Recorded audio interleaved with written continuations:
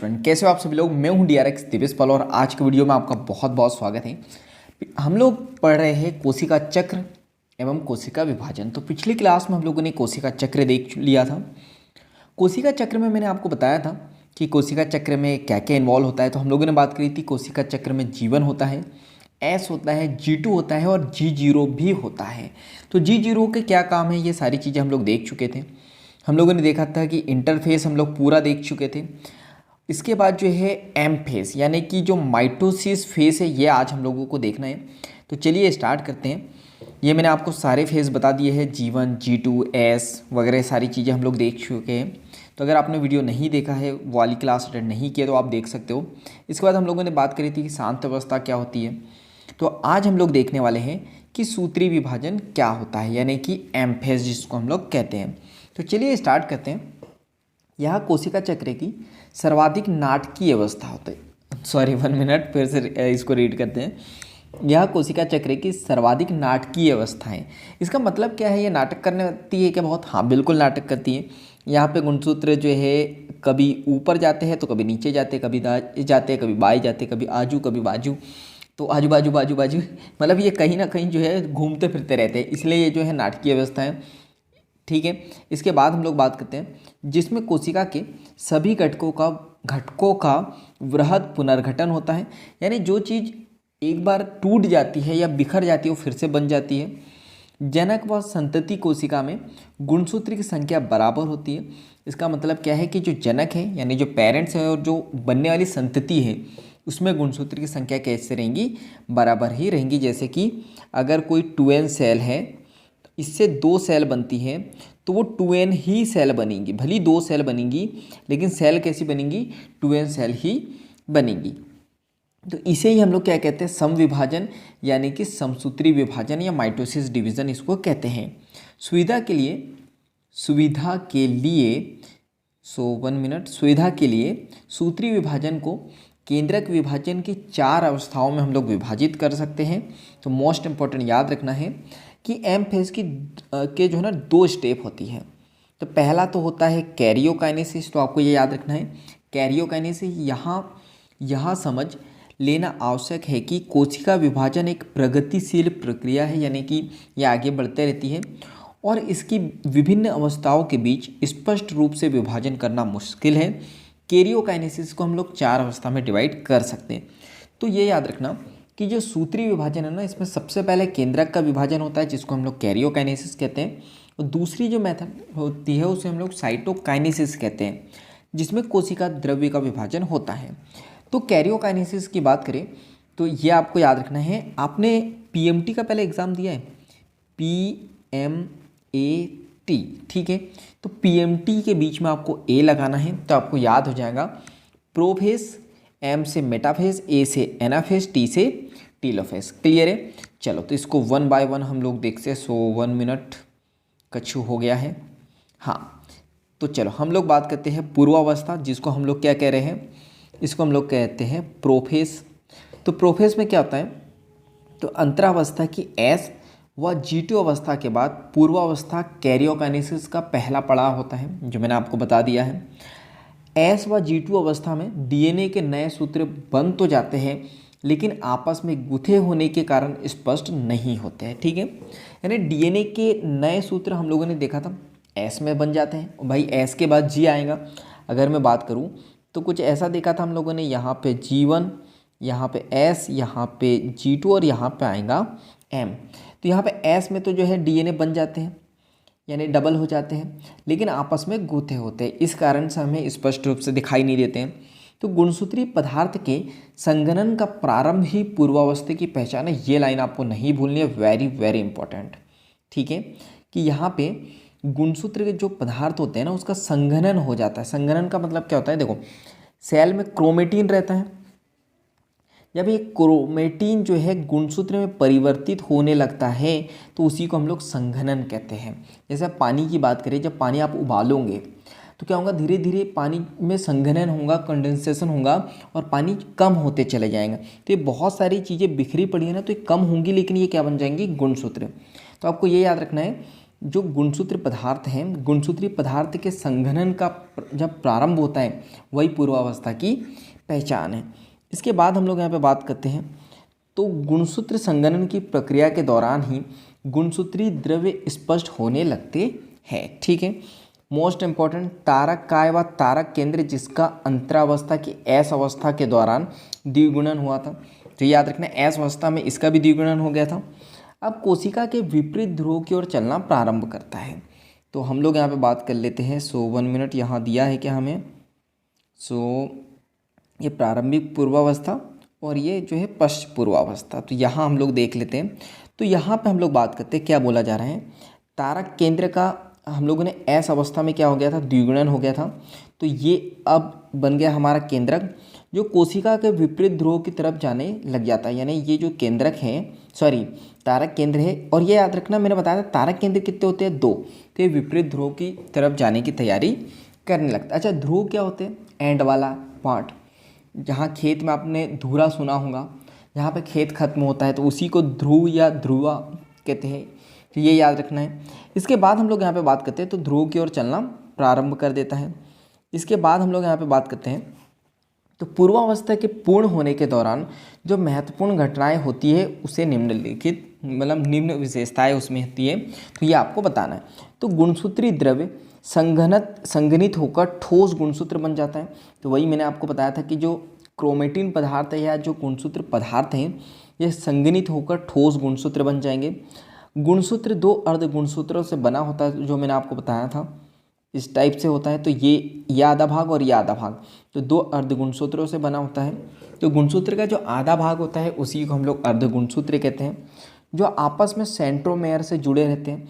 तो ये भी हम लोग देखा था सेल बायोलॉजी में कि ये जो गुणसूत्र बिंदु हैं इसी को सेंट्रोमेयर कहते हैं। तो ये इससे जुड़े होते हैं। अंतरावस्था के समय यानी कि जो इंटरफेस था, तो इंटरफेस के समय जिस तारक काय का द्विगुणन हुआ है वह कोशिका में विपरीत ध्रुवों की ओर जाने लगता है। प्रत्येक तारक काय सूक्ष्म नलिकाओं को विकृत करते हैं, यानी कि जो माइक्रोट्यूब्यूल्स होती है, सूक्ष्म नलिका होती है, उसको बनाते हैं, जिसे तारक एस्टर भी हम लोग कहते हैं। ये सब मैंने तारक काय में बता दिया है। तो अगर आपको ये चीज़ें बहुत अच्छे से समझनी है तो आपको तारक काय पढ़ना होगा। ये तंतु व तारक मिलकर समसूत्री विभाजन यंत्र बनाते हैं। पूर्वावस्था के अंत में 1 मिनट, पूर्वावस्था के अंत में यदि कोशिका को समसूत्री से देखा जाता है तो इसमें गोल्जिकाय, अंतः प्रद्रव्य जालिका, केंद्रिका व केंद्रक आवरण दिखाई नहीं देते हैं। ठीक है, तो अब इसको मैं अच्छे से आपको समझाता हूँ तो आपको समझ में आ जाएगा। देखो, तो यहाँ पे क्या हुआ था, ये है केंद्रक, ठीक है, तो यहाँ पे ये है क्रोमेटिन, और यहाँ पे जो केंद्रक था, ठीक है, तारक काय था। तो तारक काय क्या बनाते हैं, तारक केंद्र, तो ये चले जाते हैं विपरीत ध्रुवों की तरफ। ठीक है, इस तरफ जाने लगते हैं। अब क्या होता है, धीरे धीरे संघनन होता है, ये ठोस गुणसूत्र होते हैं। फिर जैसे जैसे आगे बढ़ती है प्रोसेस, तो जैसे ही प्रोसेस आगे बढ़ेंगी, सो हम ये ले लेते हैं। अब ये प्रोसेस आगे बढ़ गई तो ये गुणसूत्र तो जो है इस टाइप से आपको दिखाई देंगे। अब यहाँ पे ये जो तारक काय है ये विपरीत ध्रुव की तरफ पहुँच जाएगा। अब जब ये विपरीत ध्रुव की तरफ बढ़ जाएगा तो यहाँ से ये बनाते हैं, यहाँ पे ये क्या धागेनुमा संरचना बनाते हैं, जिसको हम लोग कहते हैं तरकु तंतु। क्लियर है, जो यहाँ कहीं लिखा था जो सूक्ष्म नलिका, ठीक है, जिसको सूक्ष्म नलिका या तार तंतु हम लोग कह देते हैं। और यहाँ से कुछ रेस निकलती है इस टाइप से, जिसको तारकी एस्टर हम लोग कहते हैं। क्लियर है, इसके अंत में क्या होगा, 1 मिनट जैसे ये कंप्लीट हो जाएगा ना, तो आपको यहाँ पे कुछ इस टाइप से जो केंद्रक झिल्ली है ये याद रखना, ये विलुप्त हो जाएंगी। इसके बाद हम लोग बात करते हैं, यहाँ पे इसके अंदर रहती है केंद्रिका, ये भी विलुप्त हो जाएंगी, जिसे न्यूक्लियोलस कहते हैं। इसके साथ साथ अंतः प्रद्रव्य जालिका, जिसको ER यानी कि एंडोप्लाज्मिक रेटिकुलम कहते हैं, और गोल्जी बॉडी यानी कि GB जो होता है वो भी यहाँ पे विलुप्त हो जाएगा, ये याद रखना है। क्लियर है, तो यहाँ पे आपको ये याद रखना है कि ये सारी चीज़ें विलुप्त हो जाती है और गुणसूत्र का संघनन यहाँ पे प्रारंभ हो जाता है। ये 2 बात तो आपको मोस्ट इंपॉर्टेंट यहाँ से याद रखनी है। इसके बाद हम लोग बात करते हैं नेक्स्ट। तो नेक्स्ट हम लोग देखते हैं यहाँ पे मेटाफेज, जिसको हम लोग मध्य अवस्था कहते हैं। तो केंद्रक आवरण के पूर्ण रूप से विघटित होने के साथ समसूत्री विभाजन की द्वितीय अवस्था प्रारंभ होती है, जो मैंने आपको बताया था केंद्रक आवरण तो विलुप्त हो जाता है, उसके बाद द्वितीय अवस्था प्रारंभ होती है। इसमें गुणसूत्र कोशिका द्रव्य में फैल जाते हैं, तो ये पूरे कोशिका द्रव्य में फैल जाते हैं। इसके बाद इस अवस्था तक गुणसूत्रों का संगठन पूर्ण हो जाता है, तो ये गुणसूत्र जो है ना हमको बहुत अच्छे से दिखाई देने लगेंगे, संगठन यहाँ पे पूर्ण हो जाता है और सूक्ष्मदर्शी से देखने पर यह स्पष्ट रूप से हमको दिखाई भी देने लग जाते हैं। यही वह अवस्था है जब गुणसूत्र की आकृति का अध्ययन बहुत ही सरल तरीके से किया जाता है। वेरी वेरी इंपॉर्टेंट पॉइंट, ये कई बार यहाँ से क्वेश्चन आया हुआ है कि गुणसूत्रों की आकृति का अध्ययन कहाँ किया जाता है, तो ये याद रखना मध्य अवस्था यानी कि मेटावस्था। इसके बाद हम लोग यहाँ पे बात करते हैं नेक्स्ट। तो यहाँ पे मध्यावस्था गुणसूत्र दो संतति अर्धगुणसूत्रों से बना होता है। तो दो अर्धगुणसूत्र का मतलब मैंने बताया था, ये गुणसूत्र है तो इसके दो, एक इधर वाला पार्ट और एक इधर वाला पार्ट, ये दो अर्धगुणसूत्र से बना होता है जो आपस में गुणसूत्र बिंदु के द्वारा जुड़े रहते हैं। ठीक है, ये याद रखना, ये गुणसूत्र बिंदु होता है। गुणसूत्र बिंदु की सतह पर एक छोटा सा बिंब होता है। ठीक है, तो मैं आपको यहाँ पे बताता हूँ। देखो ये गुणसूत्र बिंदु और ये आपको जो वाइट दिखाई दे रहा है, सो 1 मिनट, ये इससे देखते हैं हम लोग। तो ये आपको जो है वाइट दिखाई दे रहा है, ये क्या है, ये आपको याद रखना है, इसे हम लोग कहते हैं काइनेटोकोर।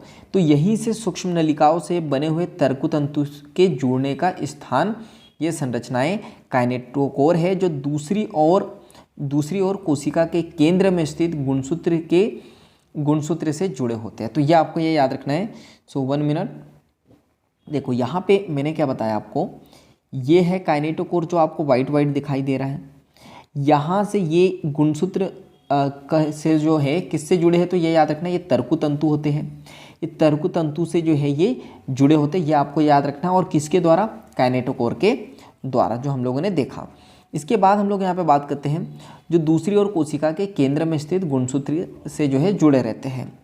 मध्यावस्था में सभी गुणसूत्र मध्य रेखा पर आकर स्थित हो जाते हैं। मोस्ट इंपॉर्टेंट पॉइंट ये आपको याद रखना है। ठीक है, कि यहाँ पे ये एक प्लेट होती है। ठीक है, ये एक प्लेट होती है जिसको हम लोग क्या कहते हैं, मध्य प्लेट कहते हैं। ठीक है, तो यहाँ पे गुणसूत्र आके स्थित हो जाते हैं, ये आपको याद रखना है। प्रत्येक गुणसूत्र का एक अर्धगुणसूत्र एक ध्रुव से तर्कुतंतु द्वारा, ठीक है, ये क्या है, तर्कुतंतु। सो 1 मिनट, ये क्या है, तर्कुतंतु। तो एक सिरा तो जो है याद रखना, अर्धगुणसूत्र का एक ध्रुव से तर्कुतंतु द्वारा अपने काइनेटोकोर से के द्वारा ये जुड़ा रहता है। तो ये तर्कुतंतु से जो है काइनेटोकोर के द्वारा ये जुड़ा है। वहीं इसकी सो 1 मिनट, वहीं इसकी संतति अर्धगुणसूत्र तर्कुतंतु द्वारा अपने टाइनेटोकोर नहीं होता, ये होता है काइनेटोकोर।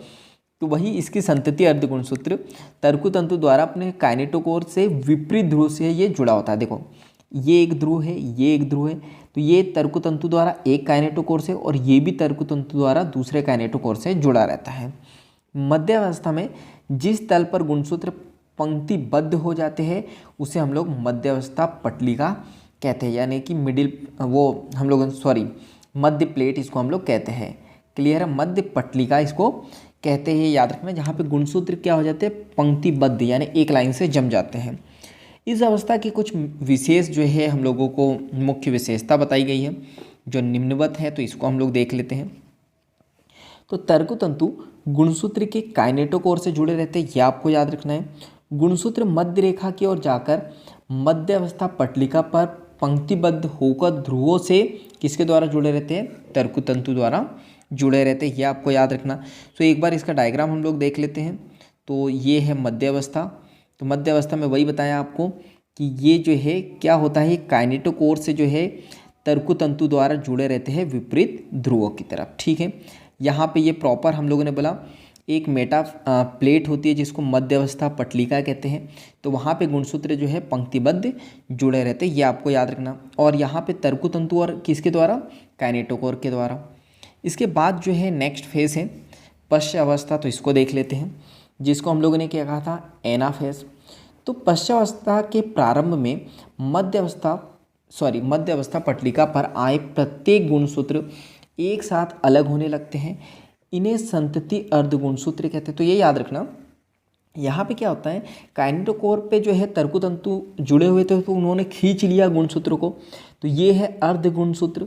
यानी गुणसूत्र आधा भाग जो कोशिका विभाजन के बाद बनने वाले नए संतति केंद्रक व गुणसूत्र बनेंगे, यानी इसी से नए केंद्रक बनेंगे। ये कहाँ जा रहे हैं तो ये विपरीत ध्रुवों की ओर जाने लगते हैं। ठीक है, ये जाने लगे जब प्रत्येक गुणसूत्र मध्यांश पटलिका से काफ़ी दूर, यानी जो मिडिल प्लेट है इससे काफ़ी दूर जाने लगता है, तब प्रत्येक का गुणसूत्र बिंदु ध्रुवों की ओर होता है। देखो ये गुणसूत्र बिंदु किधर है, ध्रुवों की ओर, ये आपको याद रखना है। जो गुणसूत्रों को ध्रुवों की ओर जाने का नेतृत्व करते हैं तथा नहीं है, 1 मिनट। साथ ही गुणसूत्री की भुजाएं कहाँ होती है, ये पीछे की तरफ होती है, ये आपको याद रखना है, ये भुजाएं पीछे की तरफ है। पश्चावस्था की निम्न विशेषताएं है, तो ये आपको देख लेनी है क्या क्या विशेषताएं हैं। तो 2 विशेषताएं हैं, गुणसूत्र बिंदु विखंडित होते हैं, तो ये याद रखना है। यहाँ पे जो गुणसूत्र बिंदु है वो विखंडित हो गए, टूट गए हैं, और अर्ध गुणसूत्र क्या हो गए हैं, यहाँ पे अलग हो गए हैं। अर्ध गुणसूत्र विपरीत ध्रुव की ओर जाने की तैयारी कर रहे हैं, ये आपको याद रखना। और सबसे इंपॉर्टेंट तो ये कि यहाँ पे गुणसूत्र बिंदु का क्या हो जाता है, डिवीज़न हो जाता है, नहीं ये विखंडित हो जाते हैं। तो ये यहाँ पे हम लोगों ने देखा। इसके बाद हम लोग बात करते हैं अंत्यावस्था। तो अंत्यावस्था की बात करें, जिसको हम लोग क्या कहते हैं, PMT कहा था हम लोगों ने, जिसको हम लोग क्या कहते हैं, टीलोफेज। ठीक है, एनाफेज के पास क्या आता है, टीलोफेज। तो सूत्री विभाजन की अंतिम अवस्था के प्रारंभ में अंत्यावस्था गुणसूत्र जो क्रमानुसार अपने ध्रुव पर चले गए हैं। ठीक है, अभी देखा हम लोगों ने, असंगनित होकर, याद रखना, अब ये गुणसूत्र नहीं रहेंगे, ये असंगनित होकर अपनी संपूर्णता को खो देते हैं और एकल गुणसूत्र दिखाई हमें नहीं देता है। वह अर्ध गुणसूत्र द्रव्य दोनों ध्रुवों की तरफ एक समूह के रूप में जो है ये एकत्रित हो जाते हैं। क्लियर, ये समूह के रूप में। इस अवस्था की मुख्य घटनाएं क्या है तो ये देखते हैं हम लोग। तो ये याद रखना, यहाँ पे गुणसूत्र विपरीत ध्रुवों की ओर एकत्रित हो जाते हैं और इनकी पृथक पहचान समाप्त हो जाती है, यानी अब आपको गुणसूत्र इसमें दिखाई नहीं देंगे।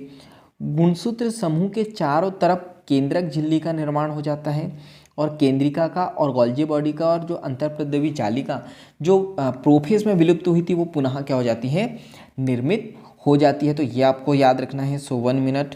देखो तो ये आपको बताया है, ये क्या हुआ तो हम लोग ये देखते हैं। देखो यहाँ पे क्या हुआ, जो गुणसूत्र का मटेरियल था तो गुणसूत्र अपनी संपूर्णता खो देते हैं, ये याद रखना। और ये मतलब पूरा केंद्रक, यहाँ पे ये जो है केंद्रक झिल्ली आ जाती है, केंद्रिका आ जाती है, गोल्जी प्रॉपर केंद्रक बनने की तैयारी करने लगता है। इसके बाद क्या होता है, यहाँ पे ये इस टाइप से 2 केंद्रक बन जाते हैं, तो ये याद रखना। अभी कोशिका नहीं बनी है, कोशिका कब बनेगी, जब साइटोकाइनेसिस होगा, यानी कि कोशिका द्रव्य का विभाजन होगा तो 2 कोशिका बन जाएंगी। क्लियर है। तो कोशिका का विभाजन कैसे होता है, कोशिका द्रव्य का विभाजन कैसे होता है, ये हम लोग देखेंगे नेक्स्ट क्लास में। तो अभी आपको क्या करना है, वीडियो को लाइक करना है, कमेंट्स करके बताना है अगर इस वीडियो से कुछ सीखा हो या कुछ भी डाउट हो तो, और इस वीडियो को ज़्यादा से ज़्यादा शेयर कर देना है, क्योंकि जब हम दूसरों की हेल्प करते हैं तो ये नेचर हमारी हेल्प करता है। और अगर नए हो तो क्या करना है, सब्सक्राइब करना है और बेल आइकन को दबाना है, ताकि ऐसे वैल्यूबल वीडियो की नोटिफिकेशन सबसे पहले आपको मिलते रहे। इसके बाद आपको पता है हम लोग मिलते रहेंगे इसी तरह, हंसते हुए मुस्कुराते हुए, लाइफ में कुछ नया नया सीखते हुए। तो इसी तरह जो है हंसते रहो, मुस्कुराते रहो, और बाकी हम लोग मिलेंगे नेक्स्ट क्लास में। So thank you and bye.